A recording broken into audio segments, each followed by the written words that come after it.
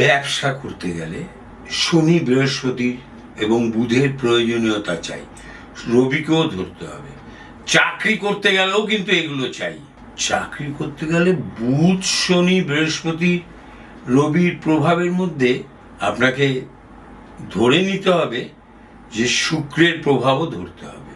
কি ধরনের চাকরি করছে, নেচার অফ জবটা কি, সেই নেচারের কোন প্ল্যানেট আপনাকে সমর্থন করবে, ট্রানজিট কি কথা বলছে, তবেই চাকরিটাকে খুব ভালো মতন ধরা যায়। ব্যবসায় ভালো যাবে না খারাপ যাবে সেটা আলাদা কথা, কিন্তু ব্যবসা করতে গেলে বৃহস্পতি বুধ এবং শনি আর রবি 3, 5, 11 বা 9 আর 10। বৃহস্পতির জন্য 9, 11, 5, বুধের জন্য 5, 3 রবি আর শনি 10, 9 বৃহস্পতিও। যদি এই কম্বিনেশনটা এবং দশা চলতে হবে বৃহস্পতির, পুরো পাবেন। আমি আগেও বলেছি 16, 19, 17 বৃহস্পতি শনি এবং বুধের দশা, তবেই আপনি বড় ব্যবসায়ী হতে পারবেন, বড় জায়গায় পৌঁছতে পারবেন।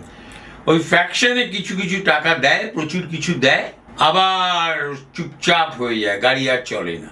পুরো গাড়ি চালাতে গেলে এইগুলোর প্রয়োজনীয়তা আছে। নমস্কার।